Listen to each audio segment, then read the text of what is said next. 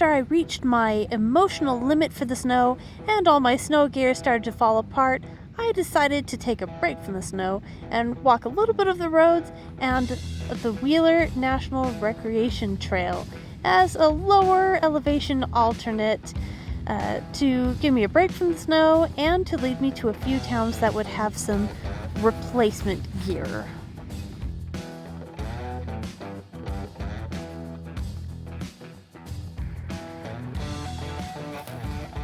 Here's me! Alright, I left Leadville this afternoon. It was very hard leaving. So emotional, just did not want to leave. Probably hormonal, very grumpy. So I decided to do one of my favorite trail traditions. I can't do it everywhere because not every town has it, but I packed out tacos from Taco Bell. So I'm so excited. I'm thinking more of the CDT should be like this, nice and paved. Although this isn't actually the CDT. Follow the red painted road, follow the red painted road, follow the red painted road. Going over some dam into Dillon. Look who came running over to see me. Hello, Mr. Goat. Oh, gross. Alright, goodbye, Silverthorne. After I got my gear to do my temporary fixes, I headed back up the mountain. The snow was just as miserable as I remembered. Lots of post-homing and very slow going. I'm on the Silverthorne alternate because the regular trail, it's going over 14,000 feet, so and this trail goes right past Chipotle. So of course, if I'm going to take this route, so I've been struggling all day through the snow. Finally, just made it over the first pass, Ptarmigan Pass. Now I'm headed down. There's been a lot of traverses. Like, let's just go, sideways across this. What could potentially be practically a cliff, and then go over to this ridge and take the ridge down, or I can just take the drainage, which is less steep, more direct, safer, and leads to the same exact spot. So yeah, that's my choice. So right now I'm back in the snow again. I'm in a better mood than I was the few days ago. So yeah, here we go. I also want to just quickly add that if it makes you nervous that I'm going off trail to continue forward, just know that I am very well trained. Anyone else,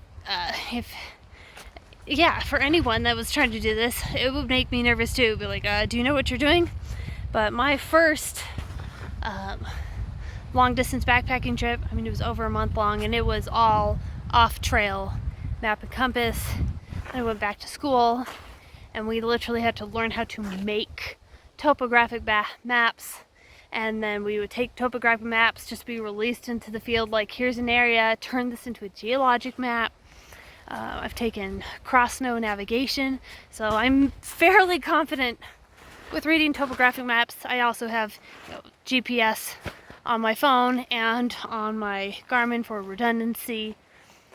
So yeah, I'm pretty confident, but I know that not everyone would be under these circumstances. So don't just be like, I took a 1 hour REI course, I know what I'm doing.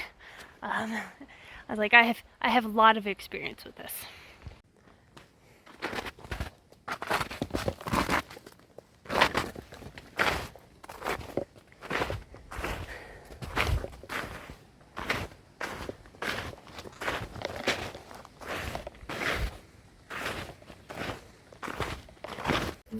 It's amazing how quickly my mood can change within an hour. When I got to the bottom of the drainage, I realized that if I continued forward on the route I was, that I would get to the top of the next ridge right at dark, which I did not want. So I opted to take a different route that would keep me in the drainage until night. Following that side trail, I went to do a water crossing and dropped my trekking pole in the water. I quickly bent over to grab my trekking pole and my phone fell into the creek. Upon trying to get my phone out of the creek, I wasn't paying attention and I stuck my whole glove in the water. So almost lost my trekking pole, almost lost my phone and navigation, and my glove was now soaking wet. So it was not in a happy mood after that. I missed it. There was a moose right there. I just was getting a drink of water, looked up, a moose. But he got out of the screen before I got it turned on. My last snack of the day, Pop-Tarts. Just went to grab them out of my pocket and they opened up and dumped into the pocket. And on the ground, but mostly in the pocket. I also realized that my snowshoes were breaking. Alright, I've made it to camp, and can I just say, I feel like this is probably my worst idea ever. Like, do not ever plan to hike across Colorado in May. Too much snow, like, I never want to see the snow again. I never want to hike in the snow again. Like, maybe for like an hour and then done. I'm from the desert and that's all I had as a kid growing up, and I think, I've like reached my limits. I am totally ready to just walk the roads to Wyoming. Mind you, I prefer dirt roads. I don't want to walk like highway or anything like that, or at least lower elevation trails. So if I gotta come back another year and re-hike this in like July, August, great. Because I'm sure I'm not done, but I mentally am. Let's be real. Sometimes it's really hard out here. My sleeping pad, I had fixed the hole, and last night decided that patch isn't gonna work. It's just too awkward of a spot to work. I don't know why it worked for a few days and waited till after I left REI, but it's not gonna work. And I was so cold last night. It didn't even get below freezing last night. It's just my body wasn't producing enough heat. I guess I didn't eat enough or something. So I woke up at 2 a.m. like trying to patch my mat and eat. I was like, eat a little bit more, and I'm just really emotional this morning. Okay, so hikers sometimes ask me what is my number one piece of advice for when hiking out here. And my number one piece of advice is when you're feeling overly emotional, because at some point you will feel overly emotional out here, then you need to stop and eat.